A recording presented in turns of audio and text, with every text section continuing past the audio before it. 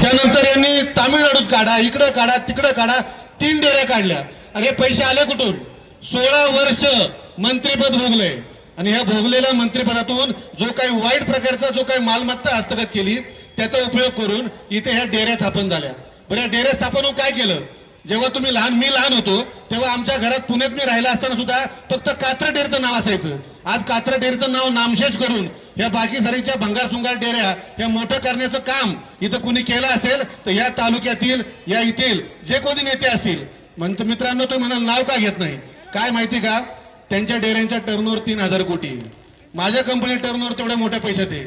मी नाव घेतलं ते आबरू दावा दाखल करतील आणि आम्हाला आर्थिक अडचणी आवडतील. म्हणून आम्ही सुद्धा काय करतोय, आम्ही सुद्धा बिन नाव न घेता परंतु तुमच्या डोळे उघडणार हेच सांगणार. कसं सांगणार तर 95 साली जी कात्रा डेअरी 1.5 लाख लिटर संकलन करत होती ती आज जवळपास 25 लाख लिटर संकलन करायला पाहिजे होती. त्या डेअरीला जाणून बुजून पाठीमागं ठेवलं. आपल्या मित्राच्या खासगी डेअरीला, जी डेअरीला सरकारी पाठिंबा होता अशी डेअरी पाठीमागं राहिली आणि जी डेअरी खालची पायद उभं राहिली ती डेअरी आज सगळ्यात मोठी डेअरी कशी होते? हे कुठनं आणतात पैसे आणि दूध आणतात कुठनं? अरे आंबेगाव तालुक्यात जर दूध मोजमाप केलं तर 1-1.5 लाखाच्या वर दूध संकलन होत नाही. आंबेगाव तालुक्यात जवळपास 6 डेअऱ्या मोठ्या आहेत. या प्रत्येक डेअरीची संख्या 60,000 ते 2 लाखापर्यंत आणि मोठी डेअरी 10 लाखापर्यंत. म्हणजे दूध काय आपल्या घरात पिकतं का?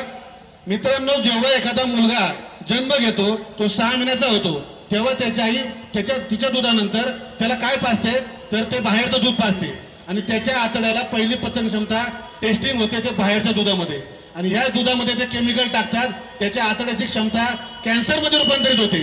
तर या अशा हरामखोरांना आणि अशा मादरचोद लोकांना तुम्ही बरंच ऐका, हे शिवाय द्यायला मी घाबरत नाही कारण की मी कोणाचा मिंदळ नाही.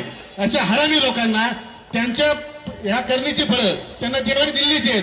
एकाचाही संसार हा सुखाचा नाही. पाहिजे असेल तर चेक करा, कुणी चेक करा. कुणाला होत नाही, कुणाला झालंय त्याचं पुढचं होत नाही, ज्याचं झालंय त्याला सोडून दिलंय आणि ज्याचं आहे ते येडं झालंय. हे अशी परिस्थिती आहे आणि आताची कंडिशन आहे.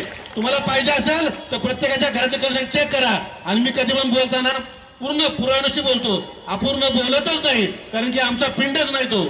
आमच्या साहेबांनी सांगितलं बाळासाहेब ठाकरे शिवसेना आमची आणि एकनाथभाई शिंदेनी सांगितलंय आपलं काम फक्त जनतेच्या मागच थांबण्याचं आहे. मग ती जनता आपल्या बरोबरची असू आपल्या विरोधातली असू, पहिलं काम हे जनतेबरोबर थांबण्याचं. आणि अशा ज्या हरामखोरांनी दूध भेसळ केली आहे आमच्या ज्या मुलांना, ज्या लहान मुलांना, आज आंबेगाव तालुक्यामध्ये काल माहिती घेतली तो 16 लहान मुलांना कॅन्सर आहे. किती? 16 लहान मुलांना. आंबेगाव तालुक्यातील अवसरी, पिंपळगाव इकडची जवळपास 17 ते 18 हेक्टर जमीन ही नापीक झाली आहे.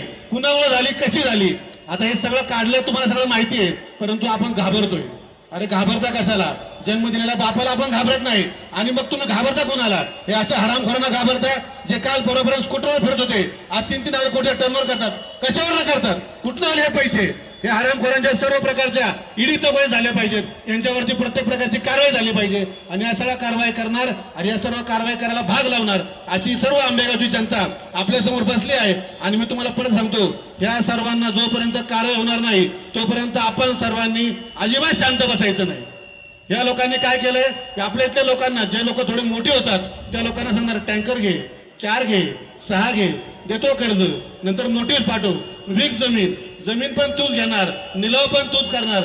अरे जे सिंडिकेट आहे, आता यांनी सांगितलं जसं पुष्पामधलं सिंडिकेट आहे तो पुष्पा तरी गरिबाची मदत करत होतो, पण हा हरामी काहीच करत नाही. याच्याकडून कोणाला चारही सुटत नाही. काय उपयोग अशा लोकांचा आपल्यासाठी? त्यामुळे ह्या सिंडिकेटला याची पाळमुळं खणून याला जमीनदोस्त केल्याशिवाय आपण अजिबात शांत बसायचं नाही आणि बसणार नाही. आणि तुमच्या पाठीमागे मी मागेही सांगितलं होतं, कधी सांगितलं होतं की मी जोपर्यंत रमेश येवले जिवंत आहे तालुक्यात आहे तोपर्यंत प्रत्येक अन्यायाच्या माध्यमातून मी माझ्यापर्यंत पूर्णपणे उभा राहणार. तो आर्थिक असो, कायदेशीर असो, कुठल्याही प्रकारे असो. त्यामुळे तुम्ही कुठल्याही प्रकारची काळजी करू नका. आपल्या माय माऊलींना विनंती करतो की आपल्या जवळच्या माणसा ज्याच्याकडे गाई असेल, म्हैस असेल, त्याच्याकडनं दूध घेऊन आपल्या लहान मुलांना पाजा, जोपर्यंत या सर्व प्रकारचं मुळापासून नायनाट होत नाही तोपर्यंत. आणि सर्वांनी अशाच प्रकारे इथं उपस्थित राहिले त्याबद्दल मी सर्वांचं खूप खूप स्वागत करतो. जय हिंद, जय महाराष्ट्र.